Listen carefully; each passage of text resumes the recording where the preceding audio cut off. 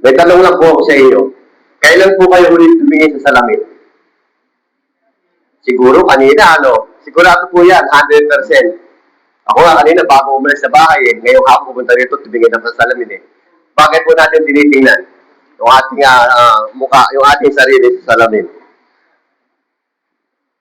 Bakit po? Dahil ano po, nagugwapuhan tayo, nagagandaan tayo, o meron tayong tuni sa mukha, ano po. Yan po kasi isang ako natin eh. Karaniwan po tayo, natin ginagawa po yan, di po ba? Na bago po tayo umalis sa bahay, ang ginagawa po natin, ano po, tinitingnan po natin kung okay ba yung makeup ko, kung maayos pa yung buhok ko, kung pante ba yung lipstick ko, di po ba? O may dumi ba ako sa mukha? Lalo tigit, halimbawa po, kung may bago tayong damit, di ba? Titingnan natin sa labi yan, bagay pa sa akin to. Isa po yan sa mga dahilan kung bakit tayo maharap sa salamin, ano po. Ginagawa natin ito para ayusin yung ating sarili. Ngunit bilang isang mananampalataya o bilang sa isip po ng isang mananampalataya, sa buhay po ng isang mananampalataya, marami po sa atin ang may kakaibang hilig. Ano po yung hilig nito? Nasa halip po na salamin po ang hawakan natin para tingnan ang sarili natin dumi. Ang ginagawa po natin, marunong, para po tayo may hawak na targamista. Ano po? O yung tinatawag na binukulas. Ito, ano po ba yung po ako ng targamista? Para po makita natin yung kaliit-liitan. Kung meron po tayo na nais na tingnan, yan po yung ginagawa natin. Ganyan po, ang isang kakaibang hilig po ng isang mananampalataya po, ano po, na ang hawak natin para hanapin ang tuloy po ng iba.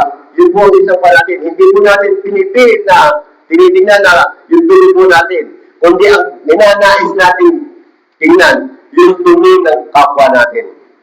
Kaya dito po, ito po yung paalala po sa ating Panginoon. Ano po? Kaya nga po, isang bagay po na talaga aminin po natin sa katotohanan.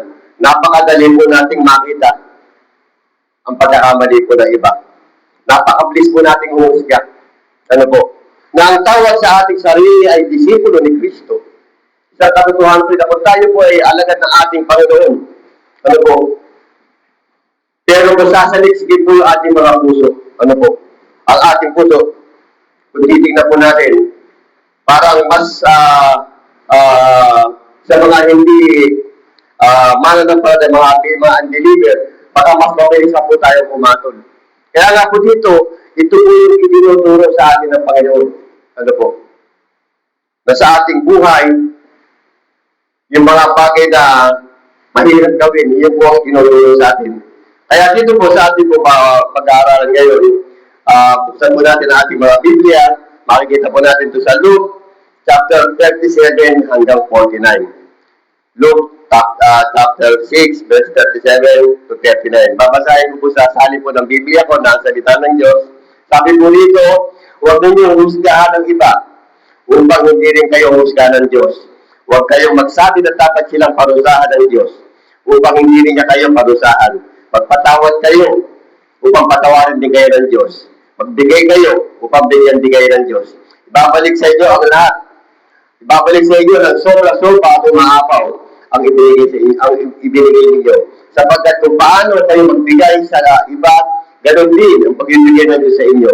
Pagkatapos sinabi niya sa kanilang talingahang ito, hindi maaaring maging taga-akin ng bulag ang kapwa-bulag dahil pareho silang mahuhulog sa buhay kapag ginawa iyon. Walang mag-aaral na mas higit pa sa kanyang ulo, ngunit kapag lubusan ng naturuan, makikita, magiging katulad siya ng kanyang guro. Bakit mo pinupuna ang muting puwing sa mata ng kapwa mo, pero hindi mo naman pinapansin ang malatrosong puwing sa mata mo?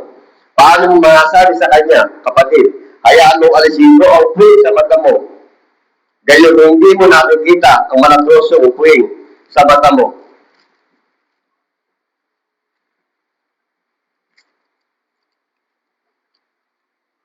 Mapupunwari, alisin mo muna ang malatrosong puwing sa mata mo.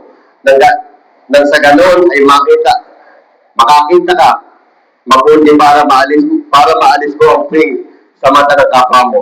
Sa 43 po, Ang mabuting puno ay hindi namumunga ng masama, at ang masamang puno ay hindi namumunga ng mabuti. Ang bawat puno ay nakikilala sa bunga nito. Ang matinig na halaman ay hindi namumunga ng ubas, ng igos o ubas. Ganon din naman.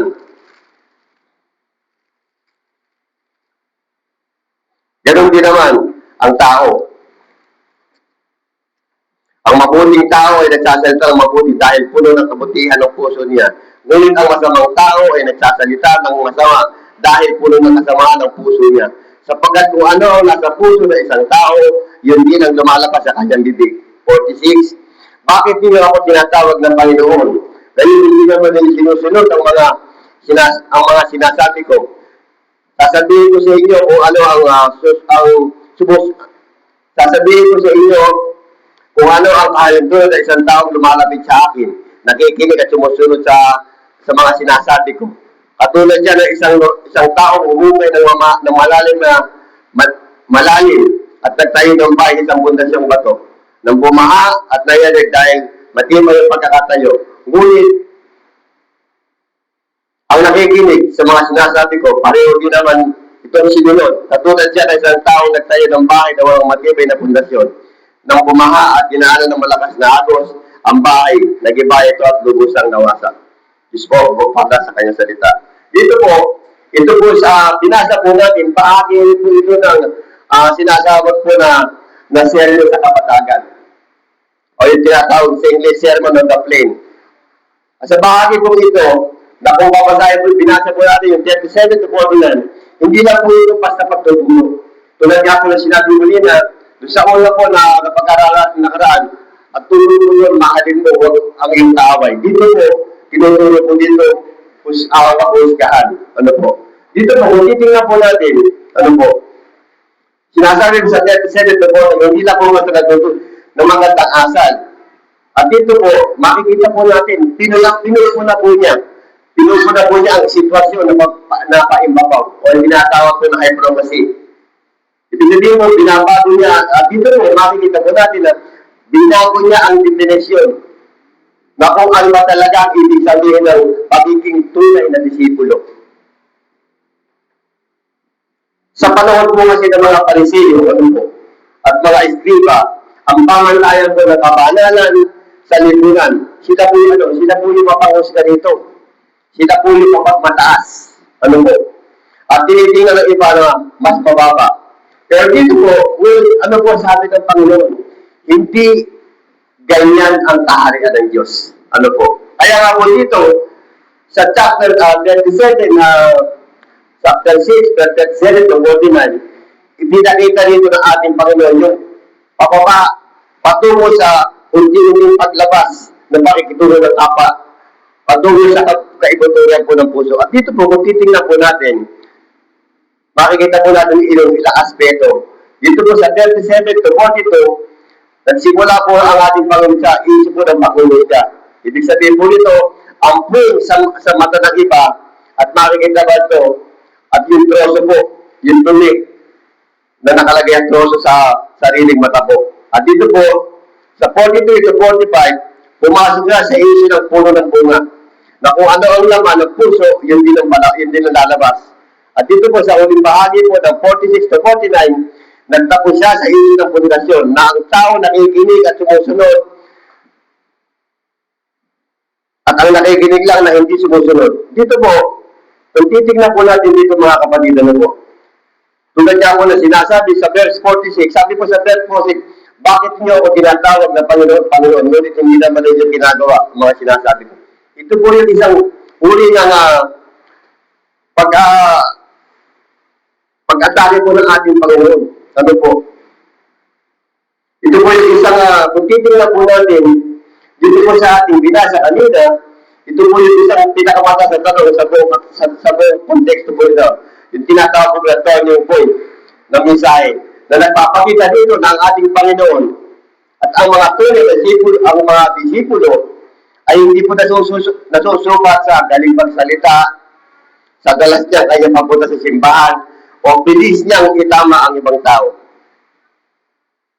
At dito po, kung titignan po natin, ang tunay na disipulo ay nasusukat sa pagsunod sa Diyos.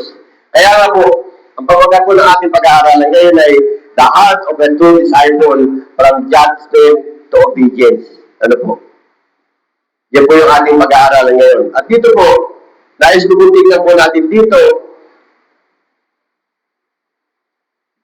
yung tatlong katangian po ng puso ng isang disipulo ayon po sa katuruan po ng ating Panginoon.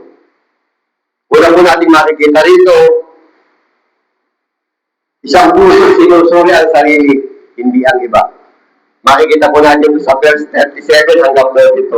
Nasa unang bahagi po nito na ang katuruan po ng ating Panginoon Jesucristo ay binasag niya ang isang nakikita sakit po nakikita po yung isang sakit na makasalanang lipunan. Ano po ito? Yung tinatawag na habitual judging. Yung mapanghusga po, di ba? Yung po kasi ang sakit ng tao o ang likas na ugaling ng tao na maging hukom sa buhay po ng kapwa at habang pinawawalang sala po yung kanyang sarili. At dito po, para makita po natin at maunawan po itong mga sinasabi dito, tingnan po natin, nakakapili po natin sa tatlong bahagi. Sabi po dito sa 37, sa talata 37, hanggang sa unang bahagi po ng 30, sabi po dito, huwag ninyong husgahan ng iba, para hindi rin kayo husgahan ng Diyos. Huwag ninyong hatulan ng iba, hindi rin kayo hatulan ng Diyos. Magpatawan kayo, para patawarin din kayo ng Diyos. Magbigay kayo at bibigyan din kayo ng Diyos. Dito po, nasabihin po ng ating Panginoong Jesucristo na huwag yung husgahan ng iba. Hindi po na ibig sabihin dito na bawal po natin kilalanin kung ano yung tama at mali. Hindi po yung sinabing gano'n. Ang ipinagbabawal na po dito ay ang pusong pusong mapang-api, pusong mapanghusga. Yung pong naisip ko dito, yung kung paano pusong mapag-atake at madaling magparusa. Na tinatawag po natin na condemnatory attitude. Ito po yung isang ugali ng tao na nag-aakalang ikaw ay mas mabuti kaysa iyong kapwa. Ano po? At dito po, kung titingnan po natin yung bilang isang mananampalataya, yung prinsipyo dito po ipinapakita po dito ng ating Panginoon Jesucristo. Ano po? Kung ano ang iyong binigay, yun din ang babalik sa iyo mula sa Diyos. Ano po? Kung ikaw ay maramot sa biyaya, at mabilis mo maghatol, ano haharapin mo? Haharapin mo rin ang mahigpit na pag-uupo po ng ating Panginoon. Isang paalala po yan. Kung tayo ay maramot sa biyaya, mapangusga tayo, ano magiging gantipala natin sa taas? Yung paghatol po sa atin ng Panginoon. Mararanasan din po natin yan, mga kapatid. Ano po? Ngunit ang pusong nagpapatawad ay makakaranas ng makakaranas po ng siksik, liglig at umaapaw. Ano po? Pero dito po, hindi po dito pinag-uusapan. Kung titingnan po kasi natin ang definition po ng liglig at umaapaw, kumbaga sa para po nagbibigay tayo, di po ba nagbibigay tayo ng tithe, nagbibigay tayo ng kaloob. Na pag nagbibigay tayo halimbawa ng ganitong halaga, pero mas dalawang doble bumabalik. Pero dito po, ang nais po ipunto ng Panginoon dito yung sa spiritual po nating kalagayan. Na kung maibabalik natin, na magkakaroon tayo ng puso ng pagpatawad. Ano po? Makakaroon tayo ng siksik, liglig, at umakaw ng biyaya at pagkapatawad mula sa amang nasa langit. At dito po sa verse 39 to 40, sabi po dito, tinukoy niya po dito na ang bulag na umaakay sa bulag. Dito po sabi po dito, sa verse 39, sa talata 39, sinabi ni Jesus sa kanila ang isang talingaga, makakaakay ba ang isang bulag sa kapwa niya bulag? Hindi ba pareho silang mahuhulog? Dito po, kung titingnan po natin, ibig sabihin po, na ang taong abala sa pagbuna sa kasalanan po ng iba, habang bulag sa sarili ng kasalanan, ay walang pinipili na piliin mag-akin na sino man. Ano po? Na kung puno ka ng pagmamataas, hindi mo kayang akaya ng isang tao papunta sa kabanalan po. Dahil parehong kayong mahuhulog at mawawasa sa kadiliman po. At dito po, ano po ang hamon dito? bilang isang mananampalataya, ang hamon mo sa ating bawat sarili, ang isang tunay na disipulo at tunay na alagad, ay dapat munang magpaakay at magpatama kay Jesus. Tulad ko na sinasabi sa talata 40, kapag natapos na ang pag-asari sa Kanya, magiging katulad siya ng inyong guro. Ibig sabihin po, bago mo pakuhin ng iba, siguraduhin mo muna na binato mo ang iyong sarili katulad ng iyong guro. Ano po? At dito po sa 41 to 42, dito po, pinagkita po ito siyang talaga na ang wing at ang dulang o yung tinatawag po na dumi at troso sa mata po Sabi po sa talata 41 to 42, bakit mo tinitingnan ang wing sa mata ng iyong papa, ngunit hindi mo naman pinapansin ang troso sa iyong mata? Paimbabaw, alisin mo muna ang troso sa iyong mata, na sa ganoon ay makakita kang mabuti para maalis mo ang wing sa mata ng iyong kapwa. Dito po, ginamit po dito ng ating Panginoon ang isang hyperbole na ibig sabihin po upang gumising sa ating natutunan na konsensya. Na ibig sabihin po ng ang wing o hindi tinatawag na mono speak, ay isang maliit na tuloy sa hibla po ng kahoy na ang dulang o gulot o yung sa English po, ito po yung lad o beam ay isang malaking troso po na ginagamit sa haligi po ng isang bahay. Na kung titingnan po natin, kung bakit binasa po natin kanina yung talata, kung isipin po natin, matatawa tayo, di po ba? Isa nakakatawa na, sabi po ron, mayroon po doon malaking, kung titingnan po na, paano kung babaon yung troso sa ating mata, di po ba? Parang matatawa ka niya, parang imagine mo, parang nagpapagawa ang ating Panginoon Pero kung titingnan po natin, ito po isang bagay na may isang tao, ito po yung makikita na ang ibig sabihin po dito ng ating Panginoon, lumapit sa kanyang kapatid, ito po yung pag-aamin. Na ipinapakita po rito na huwag mong pansinin. Bago mo pansinin yung troso ng dumi ng mata ng iyong kapwa, dapat po dito, pansinin mo muna yung troso sa iyong mata, yung puling. Na pwede mong pulihin, na pwede mong punahin yung dumi sa mata ng iyong kapwa, pero hindi sa paraan na sinasabi po dito. Dahil dapat po dito, mayroong pagpapakumbaba, yung pagsabi mo sa kanya na yan. Mayroong pagpapakumbaba. Pwede natin sabihin na, halika, tulong-tulungan kita alisin yun. Yung halik na puwing sa iyong mata mo. Pero huwag po natin mulusgahan. Sabihin po natin ito ng maayos, malumanay. Pero wala pong pag-uhusga. Dahil ang sabi po ng ating Panginoon, sa paimbabaw o yung report ko, kung titignan po natin, sinabi ni Jesus sinabi ng ating Yesu Cristo na ang tao gumagawa ng isang paimbabaw o hapon bakit kung titignan po natin, bakit ito ginamit ang Panginoon? Dahil ginagamit niya ang kasalanan ng iba upang itago ang sarili niya mas malaking kasalanan at pagmamataas sa pagsuway. Dito po, kung titignan po natin, ano po ba yung sinasabi sa Romans 2, chapter 1 and 3? Sabi po dito sa Romans chapter 2, verse 1 and 3, kaya nga wala kayong maidadahilan, kayong mga humahatol sa iba. Dahil kapag hinatulan nyo sila, hinahatulan din nyo ang iyong sarili. Dahil kayo ay humahatol, ay gumagawa rin ng mga bagay na iyon. Akala ninyo ba ay makakaligtas kayo sa parusa ng Diyos?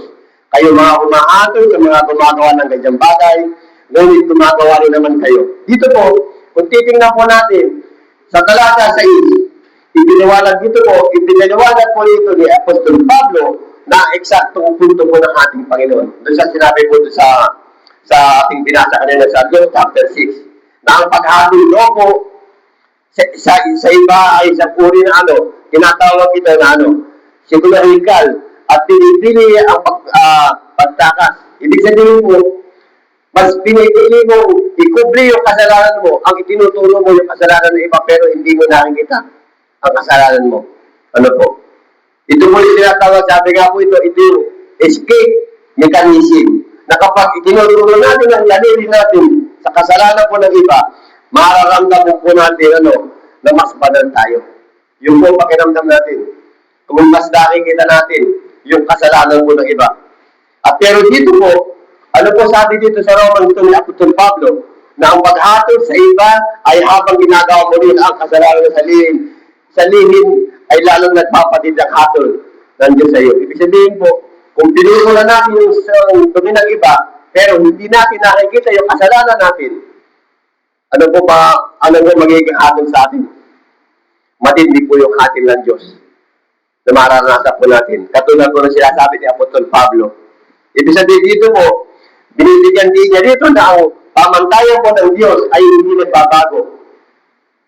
Bago mo ginagamit ang kasalanan sa labas na iyong buhay, lipunin mo muna ang kasalanan sa iyong loob, sa iyong puso. Yan po ang nais ko dito. Ano po?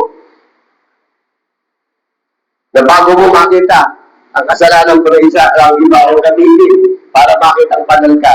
Dapat po, ako na muna rito linisin yung kasalanan po na nataglay mo sa iyong puso. Na kung titingnan po natin sa buhay po natin mga kapatid, ano po, tandaan natin, ang isang tunay na disipulo ay alagad ay hindi pagkakaroon ng parang meron tayong x-ray vision, ano po, sa kasalanan po ng kapwa natin. Dapat po unahin po muna natin yung ating mga sarili. Dahil ang tanda ng tunay na disipulo ay puno ng pagpakumbaba at pag-iyak. Tandaan natin mga kapatid, huwag po natin kalilimutan yung ginawa po ng ating Panginoon sa krus ng Kalbaryo. Kung saan po, hindi tayo karapat-dapat pero ginawa tayo karapat-dapat. Dilinis tayo sa ating karumihan. Yun po ang nais ipakita dito. Na sa ating mga kasalanan, tandaan natin, pinatawad tayo kahit gano'ng kabigat yan. Kaya ang tinuturo niya dito, huwag tayo mapanghusga. Bago natin tingnan yung sarili na ang dumi ng iba, tingnan po muna natin yung sarili po natin dumi natin. Hindi yung mga dumi natin sa ating mata. Kaya dito, ang tanong dito mga kapatid, ngayong araw nito, sino ang madalas mong kasama? Ang asawa mo? Sino ang una mong sinabihan? Ang anak mo?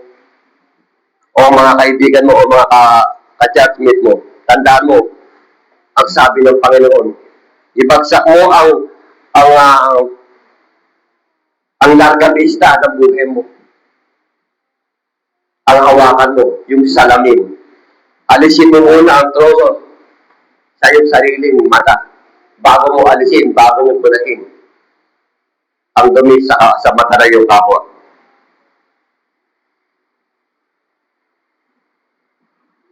Ikalawa po, the heart recreated by grace. Isang pusong binago at nagbubunga ng mabuti. Dito po, matapos po yung makikita po natin sa chapter, sa verse 43 and 45, matapos po yung talakayan ni ang ating Panginoon, yung panganib po ng pagiging mapanghusga na pinapakit po natin kanina, pinag-aralan po natin kanina sa verse 37 to 42. Dinala niya ngayon ang kanyang mga tagapakinig sa isang ugat po ng problema. Na sabi niya, bakit ang galing makakita ng upin sa iba, pero bulat sa sariling troso? Bakit may mga taong religyoso sa labas, pero magpait sa loob? Ano po sagot ng ating Panginoon dito? Ang sagot po niya, dahil ang bunga ng buhay ay nakatipede saan? Nakatipede po ito sa kalikasan ng puno. Na ang panlabas na gawa ay reflection lamang ng panloob, ang kondisyon ng puso. Kaya nga po dito, titingnan po natin dito, sa 43 to 44, sabi po dito, walang mabuting puno na nagbubunga ng masama. At wala rin masamang puno na nagbubunga ng mabuti. Ang bawat puno ay nakakakilala sa pamamagitan ng kanyang bunga. Sapagkat walang nakakapitas ng mga igos sa mapunong matinig. At wala rin nakakapitas sa ubas na matinig sa halaman. Dito po, kung titingnan po natin sa agrikultura, ano po, may nakakita na po ba kayo na nagtago ng sili na bunga mangga? Sino po nakakita sa inyo noon? Ang itinanim, sili, pero ang bunga mangga. Ano po? Dito po, siyempre wala po, di po ba? Pero dito po sa ating espiritual na kalagayan, ito po yung parehong paraan na sinasabi po ng ating Panginoon. Ano po? Sinasabi po ng ating Panginoon na ang moral at ang paraan ng buhay ng tao ay dapat meron tayo sinusuring kalikasan o yung nature. Ano po? Na ang isang tao hindi pa nababago ang puno sa biyaya po ng Diyos o hindi tinatawag na masamang puno, ay hindi kaya magpalabas ng tunay na kabanalan. Yung mabuting puno. Tulad niya po na sinabi ko na yung ginawang halimbawa ko ito, na hindi pwedeng mag-ani ng mangga yung puno po ng sili. Ibig sabihin po, pag nagtanim tayo ng puno, dapat, ng puno ng sili, dapat sili rin po, di po ba magiging bunga. Yun po ang tunay na mabuting puno. Ano po? Kasi po yung hindi mabuting puno, iniaalam ko parang sa buhay po natin, pwede tayo magpanggap na mabait. Pero sa sarili natin, maramo tayo. Pwede natin sabihin na hindi tayo sinungaling, pero sinungaling tayo. Pwede natin ikaila, hindi ako chismosa. Pero chismosa. Sa tunay na kwan. Dito po, ibig sabihin po, maaari tayo magpanggap. Ngunit sa panahon po na kayo tunay na bunga, dito mo makikilala kung ano po yung tunay na bunga. Ibig sabihin po, kung nagtanim tayo ito, sinuhaan dito, mga anak po natin, matututuloy po ito. Di po ba? Magiging masamang bunga po. Kaya nga po dito, pinapakita po dito na yung mensahe po ng biyaya dito. Na ibig sabihin po, paano po magiging mabuting puno ang isang makasalangang tao kung hindi niya kayang baguhin ang sarili nating kalikasan po. Sa pamamagitan po ng sariling sikap o disiplina lamang. Ang kailangan po natin ay biyaya po ng Diyos upang ilagay ang lumang puno at muli tayong likain. Yung tinatawag ko na sa panahon na recreate bilang isang bagong nilalang. Maipakita po natin to yung mabuting puno. Dahil nga po, tulad nga po na sinasabi sa 2 Corinthians 5:17, di ba? Wala na po yun dati. Yung mga natin, wala na po yun. Bagong nilalang na po tayo. Hindi na po tayo yung luma. Tayo na po yung bago. Isang bagong nilalang. At dito po, sabi po dito sa nagbulula ito. Sabi po dito sa talata 45, ang mabuting tao ay naglalabas ng mabuti mula sa mabuting nakatago sa kanyang puso. Ngunit ang masamang tao ay naglalabas ng masamang mula sa masamang nakatago sa kanyang puso. Sapagkat kung ano ang nag-uwa po sa iyong puso ay isang sinasabi ng iyong bibig. Dito po, ginamit po ng ating Panginoon ang salitang nakatago dito. Nasa original po ng Griego, ang sabi dito po yung tinatawag na Thesaurus. Ito po yung tumutukoy ito sa imbakan. Ano po? Dito po, sa imbakan po ito po yung tinatawag natin treasury. Ibig sabihin po ito, halimbawa po, sa pera natin, nag-iimpok tayo ng pera. Di po ba? Sa bangko tayo nagpuwan. Nag-iimpok. Doon po natin ini-impact yung ating mga kayamanan. Pero dito po, sa puso po ng tao, ito po yung tinatawag na kung iaalin tulad po natin, yung bangko, para po yung puso natin. Yan po yung imbakan. Na kung ano yung nakikita mo, kung ano yung ginagawa mo, nandiyan po sa ating puso. Paano natin nabunga ito? Kung makita po ng marami pong bagay sa social media, sa mga tao na nakakagawin natin. Di po ba? Sa mga nababasa natin, napapanood natin, kung nanonood tayo ng movie, unti-unti po yan, pumapasok sa puso natin yan. Isang patutupo yan, mga kapatid. Na kung ano yung pinanonood natin, minsan nagagaya natin yan. Kung baga sa ilang po ito na sinasabi po dito na ng ating Panginoon na yung nag-iimbak po, nag-iipon. Ano po? Iniimpok po natin yan. Na sa araw-araw natin pamumuhay. Ano po? Mga bagay na naiisip natin, napapanood natin, ano po. Dahil sa buhay po natin, minsan mas pinapahalagaan po natin yun.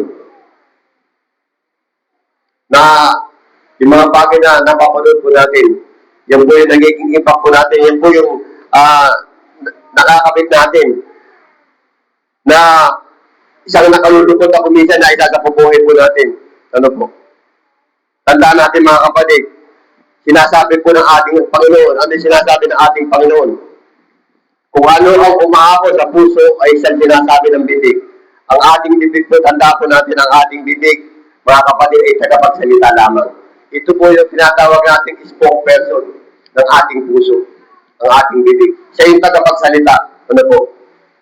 Na kung ano yung lumalabas sa iyong bibig, kapag ikaw ay galit, kapag ikaw ay pagod, o nasasaktan,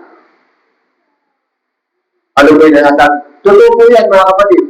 Ako, hindi ako eksepto niya, aminado po ako, tinatama ko ako niyan. Pag ako'y napapagod na, minsan nakapag-asalita po ko ng hindi tama.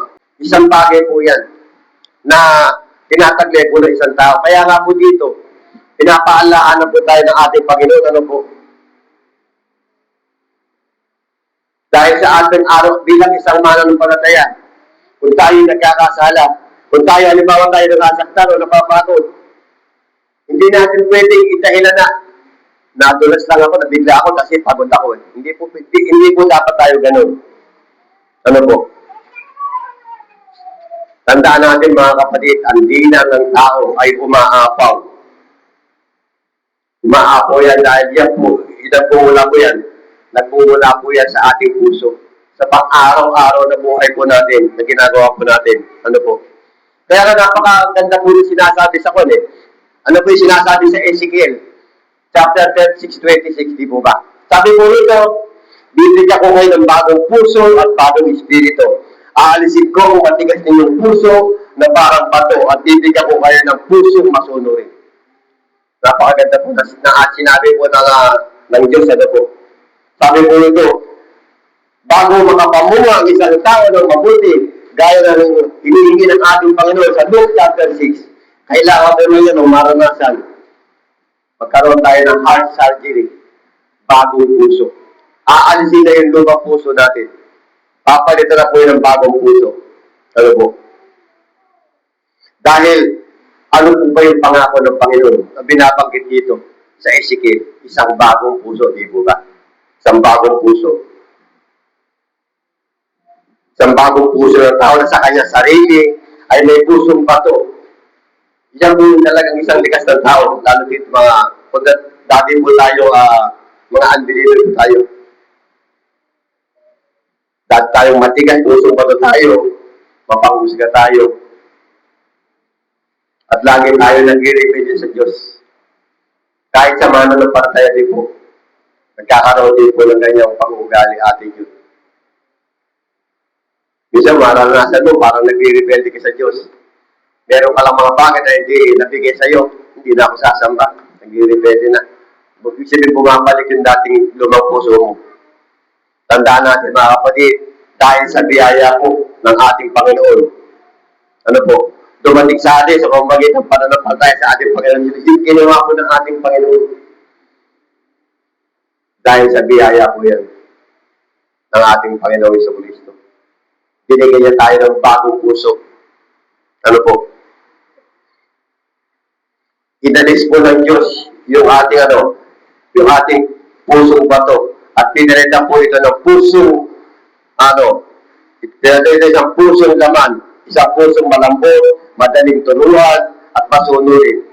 Na ang biyaya po ito ay nag-recreate sa atin para maging mabuting puno na may kakayahan na magbunga ng pag-ibig at kagalakan at kababaang loob sa bawat isa po sa atin. Tandaan natin mga kapatid, ang isang Kristyanismo ay hindi lamang po ito isang programa. Hindi po ito isang self-improvement o pagpapabuti ng labas na anyo. Hindi ka binago ng Diyos, tandaan natin. Hindi ka binago ng Diyos ng ating Panginoon para maging isang matinig na halaman na may nakasabing na peking umas. Nais niya maging tunay na pagbabago. Hindi po sa labas, kundi po nasa ating loob. Na pinapakita nito na huwag natin tundungin ang asin na pagiging pagpipigil po ng ating dila. Pagtuunan natin ang pansin, ang pagsuko ng puso natin sa pamamagitan po ng Espiritu Santo. Ang tanong dito sa ating mga kapatid, ano ang laman ng iyong imbakan sa oras na ito? Ano ang lalabas kapag binigyan mo ito? Pagsubok ba, problema, o biyaya na nakapit natin sa araw-araw upang ipagpasalamat natin sa Diyos? Ano po? Hindi galit o reklamo. Sa buhay po natin, sa mga oras po ito, o sa mga dahil kung naramdaman natin parang nagiging rebelde tayo sa Diyos. Tandaan natin, may sapat na biyaya ang ating Panginoon sa Kristo. Biyaya na ipinakaloob sa bawat isa sa atin. Hindi po mahalaga yung hindi po isang napakahalagang biyaya po na pinakaloob sa atin sa pamamagitan po ng kanyang dugo, sa pamamagitan ng kanyang sariling buhay.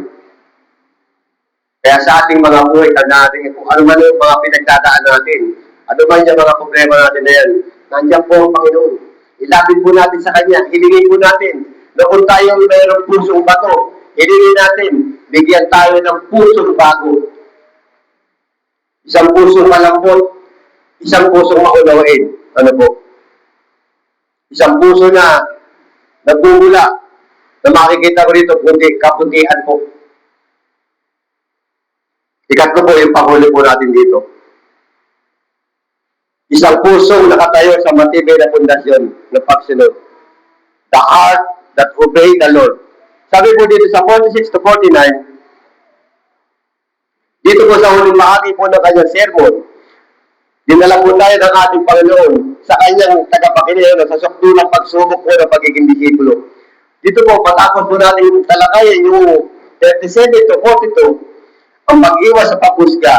Sa punto po natin sa una, at doon po sa ikalawa, yung pusong binago po ng biyaya. Dito po, sa pangatlo po, ipinapakita po ngayon dito ng ating Panginoon sa Kristo ang tunay po na katibayan ng pananampalataya.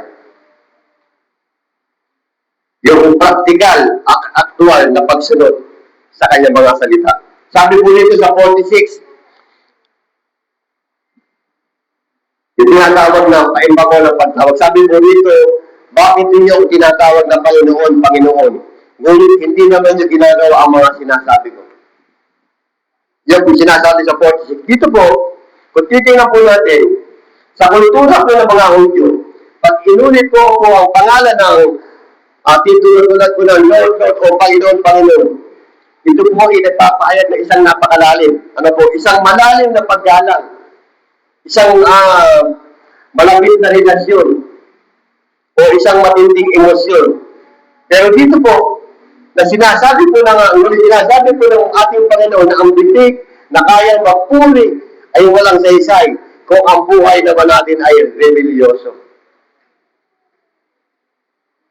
Ibig sabihin po, ang ibig sabihin po nito ng Panginoon, sa Grego po, ito po yung kairos.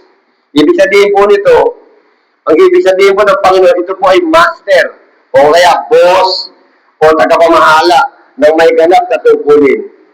Na kung tinatawag natin ang ating Panginoon ang ating Jesucristo na Panginoon, ibinibigay naman niya sa atin, yung kanyang karapatang makutos sa ating buhay.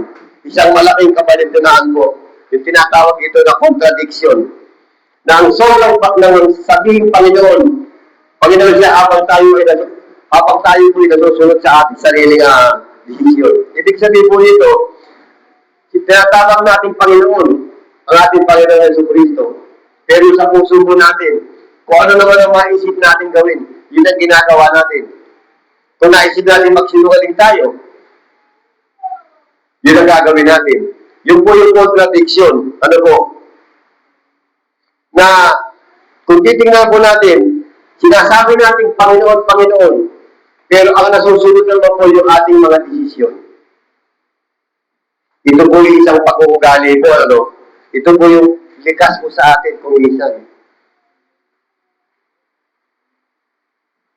Yung ating nagagawa, yung ating relasyon at yung pag-uugali natin. At dito po, titingnan po natin dito yung dalawang sinasabi ko sa talata 47 and 49. Sabi po dito, sa 47 to 49, inilarawan po ng ating Panginoon yung talinaga tungkol sa dalawang uri po ng tagapakinig. Sabi po dito, ipinapakita ko sa inyo ang katulad ng tao lumapit sa akin, nakikinig sa aking mga salita, at sumusunod dito. Katulad siya ng isang tao nagtayo ng bahay na umukay ng malalim at inilagay ang pundasyon sa bato. Nang bumaha at umampas ang agos sa bahay na iyon, hindi ito dayani dahil matibay ang pagkakatayo nito. At dito po, kung titignan po natin dito, tatlong hakbang po yung sinasabi po dito. Tatlong aksyon.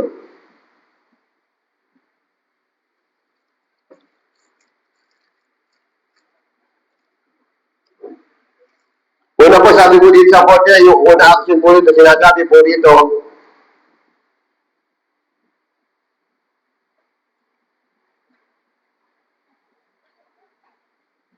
lumapit tayo sa Kanya. Ikalawa, makinig tayo sa Kanya.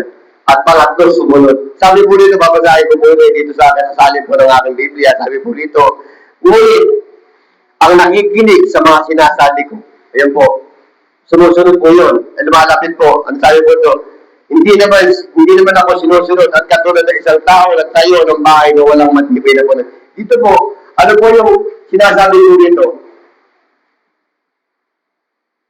Binitilang po dito ng ating Panginoon yung tatlong mahalagang bagay po dito. Lumapit tayo, makinig tayo, sumunod. Dito po, sa proseso po ng paghuhukay, mapapansin po natin dito, sinusunod po yung dalawa. Ano po? Ibig sabihin po, ako nagtatayo sa bato ay hindi madali, nakakailangan ito ng pag-isigan, kailangan mo itong huhukay ng malalim. Ang pagsunod kay Jesus ay nangyayari sa sakripisyo, pagkatatuwa sa mga self-denial at pagbabago sa sarili. Dito po, yung pagtatayo po ng isang bahay po, pinagulong pinapagin mo dito, para katulad ng tayo ng malalim. Di po ba pag nag-uhukay tayo ng malalim, ano po nagiging walat dito? Di ba nagpapagul po tayo? Nagsasakripisyo po tayo, di po ba? Para dumalim yung pundasyon ng bahay na tinatayo natin. Hindi mo pwedeng upo ka lang sa isang tabi, mahuhukay na yan. O kung gusto, pwede naman din po yun. Mamaya tatalakayin po natin yun. Dito po, sinasabi po dito, ang ibig po sabihin dito ng ating Panginoon, sundin natin. Dapat meron tayo dito pagsunod. Ibig sabihin, tandaan natin, ibig sabihin, kung ano yung mga napagdadaanan. Dapat, kung tunay tayo isang disipulo at kasunod ng ating Panginoon, matuto yung mangyayari kung saan matuto tayo magsakripisyo. Ano po? Dapat po kung meron tayong pride, ibaba po natin dyan. Ano po?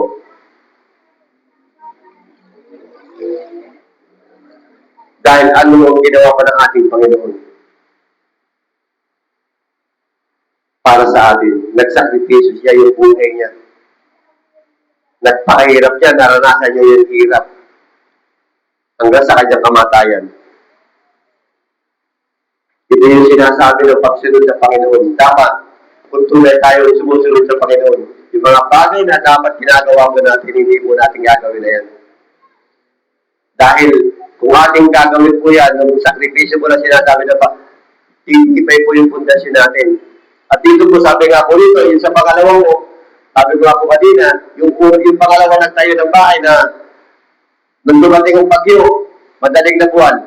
Ibig sabihin po ito, parang ang ginawa po niya ito, shortcut, di po ba? Hindi siya humugay ng malalim. Hindi matibay yung pundasyon.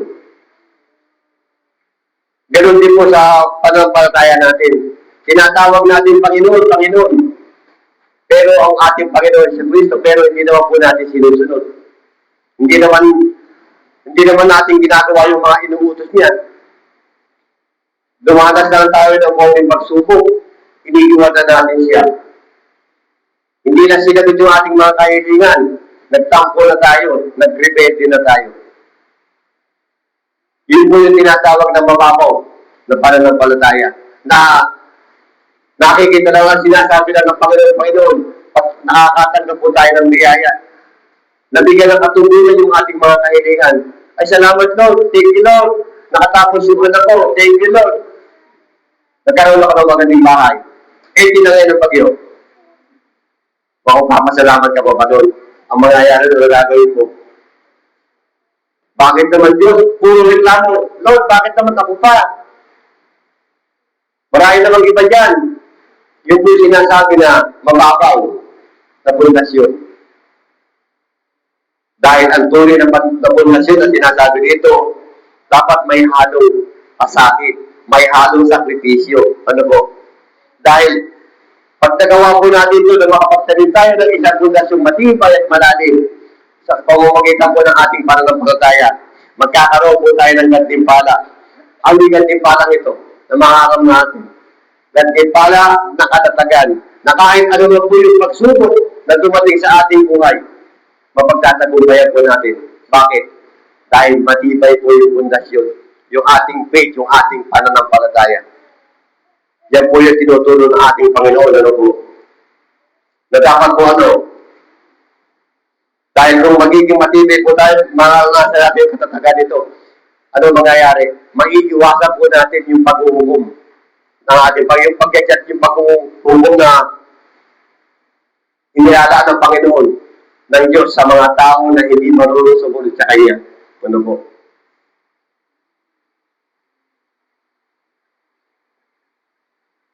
Tanda natin mga kapatid sa buhay po natin. Kung matibay po ang pundasyon natin. Ano man yung dumating na pagsubok sa ating buhay, ano po? Dumating po yung mga pagyo na yan. Mananatili itong nakatayo. Mananatiling matatag. Ano po? At sabi po dito sa huling talata, sabi po dito, ngunit ang nakikinig sa aking salita, ngunit hindi naman sinusunod, ito ay katulad ng isang tao na tayo ng bahay sa lupa na may pundasyon. Na lumampas ang agos sa bahay na iyon, gumuho ito agad at lubos ang nawasak. Ito po yung sinasabi ko po kanina, na may panganib. Ano po? Sa isang taong mababaw, nakikita ka na, tuwing Sunday, present ka sa pagdalo sa gawain. Kung may mga activity, present ka.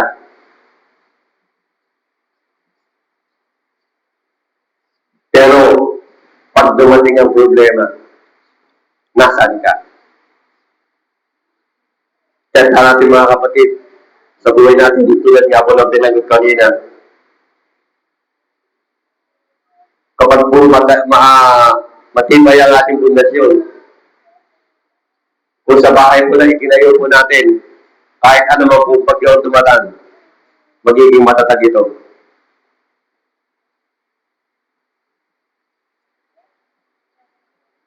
Dahil kung magagawa po natin ito, dumating pa ng hampas po ng agos at tulos ng buhay, ang kanyang pananampalataya ay kumuho at lubos ang mawasa. Dahil wala itong marami na ugat na dito po, dahil sumabasa na sinasabi dito sa Santiago chapter 1 verse 22 to 25. Sabi po dito, huwag kayong maging tagapakinig ng salita ng Diyos, kundi sundin ninyo ito. Dahil kung nakikinig lang kayo, ngunit hindi naman yung sinusunod, ginagaya ninyo ang inyong sarili. Ang tao na sasaliksik sa kautusan na walang kakulangan at sumusunod dito sa halip na nakikinig lang at pagkatapos ay nakakalimot, ang taong ito ay pagpapalay ng Diyos sa mga ginawa niya. Dito po, pinalawang po dito ni Santiago ang talinghaga ng ating Panginoon. Na ang tao po nakikinig ng word, pero hindi sumusunod. Ano po ang sinasabi? Dinadaya lang po niya ang kanyang sarili. Nakubuhay siya sa maling akala o sa ilusyon. Akala ko, yayaman ako eh. Di ba? Akala ko unad ako. Yung po yung tinatawag ng maling ng ilusyon. Na okay ang relasyon niya sa Diyos dahil marami siyang alam na naapektuhan. Malinaw ko na sinasabi ng Biblia na ang pagpapala at ang katatagan ay hindi nagbibigay ng tao na nakakalam ng salita, kundi sa tao na sasabuhay dito. Na ang tunay ng pananampalataya, yung faith, ay laging nakikita ang gawa sa pagsunod sa obedience. Yung po yung sinasabi po dito ng ating Panginoon. Yung pagsunod dapat may obedience. Ano po? Kaya nga po yung natin, yung tayo nila kanina at ina, wala din yung panguhusga hanggang sa pagsunod. Ano po? Judgment to obey. Tandaan natin mga kapatid, hindi tayo tinanong ng ating Panginoon sa Kristo ngayon kung ilang tao na tayo Kristiyano. Kung ilang dekada na kayo o ilang dekada na tayo ang bawat isa sa atin. Ano po?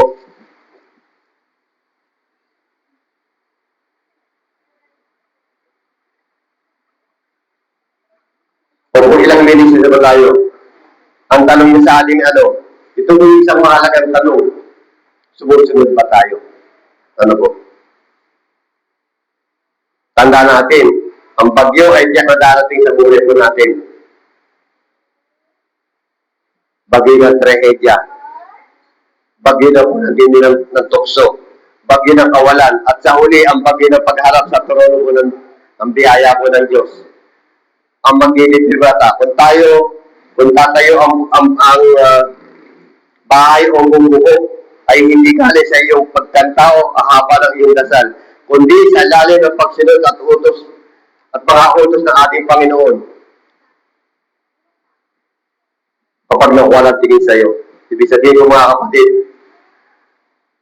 isang tanong po dito, may bahagi pa sa buhay mo ngayon na alam mo sinasabi mo siya sa binitawag mo na pero ginahawakan mo pa rin. Ano po ibig ko sabihin dito? Kung dati may bisyo ka, naninigarilyo ka, sinasabi mo, hindi ka na naninigarilyo, pero naninigarilyo ka pa rin. May mga utos pa siya tungkol sa pagpapatawad at pagbibigay ng kabanalan na pinapakinggan mo lang tuwing linggo, pero nakakalimutan mo ang pagdating ng Lunes. Isang nakalulungkot na bagay po yung mga kapatid. Nakanga tayo nangoon pag nakikinig ng sermon. Pero paglabas natin sa kapilya, nakalimutan na ang lahat. Ano po? Tandaan natin mga kapatid, huwag po natin dayain yung ating sarili. Sa paggawa po ng bahay, simulan po natin sa isang matibay at malalim na pundasyon. Ipaun po natin ang pundasyon po natin sa pagsunod sa ating Panginoon Jesucristo. Anong hamon po sa atin ito, mga kapatid? Tanda natin mga kapatid, sa ating po paglabas sa kapilya na ito, ano po?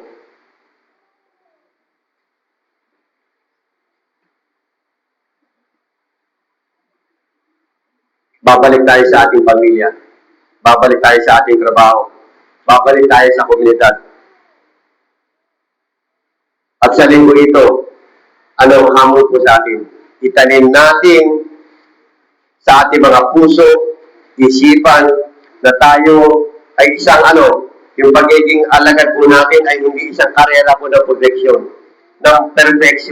kundi isang direksyon na patuloy na pagsubok. Na huwag tayong masisiraan ang loob na kung naramdaman natin na tumarasay po tayo mga pagsubok. Na kung naramdaman natin meron tayong bagyo na kinakarap yung ating pananampalataya. Na kung meron tayong nakikita na dumi sa mukha ng ating kapwa o sa mata, kahit gaano kalaki yan, tingnan po muna natin yung ating mga sarili.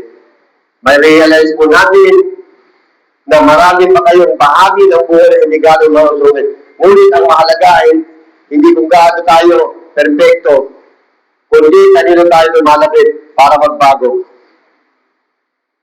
Tandaan natin mga kapatid, tatlong bagay na pinag-aralan po natin kanina. Una, bitiwan po natin ang paghatol. Yakapin po natin ang biyaya po ng Diyos. Mag-ipog po tayo ng pagputi. bantayan po natin ang ating puso. Umuwi po tayo ng malalim. Dahil tandaan natin mga kapatid, ang pagsunod kay Jesus ay isang mahirap na bagay sa simula. Pero, ano magiging manito? Ano magiging gantimpala natin to? Dahil para tayo umuukay po na isang bahay na bulkan dahil makakaranas po tayo ng sakripisyo ng paghihirap ng pagod. Ganoon din po sa ating bilang mananampalataya po. May mga dalan tayo mga sakripisyo, may mga kailangan talikuran, at may mga pagsulong na hampas. Nakahampas sa buhay po natin. Ngunit tandaan po natin, walang bagyo ang makakatinag sa buhay na nakatayo sa ating Panginoong Hesukristo.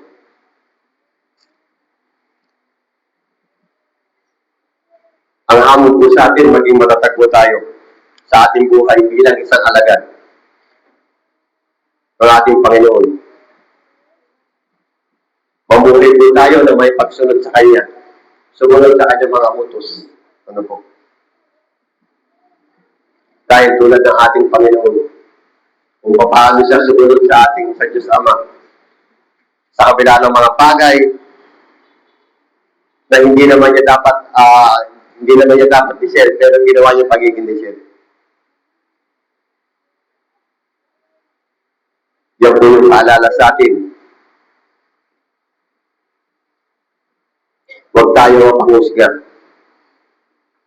Pero dapat maging masunurin po tayo.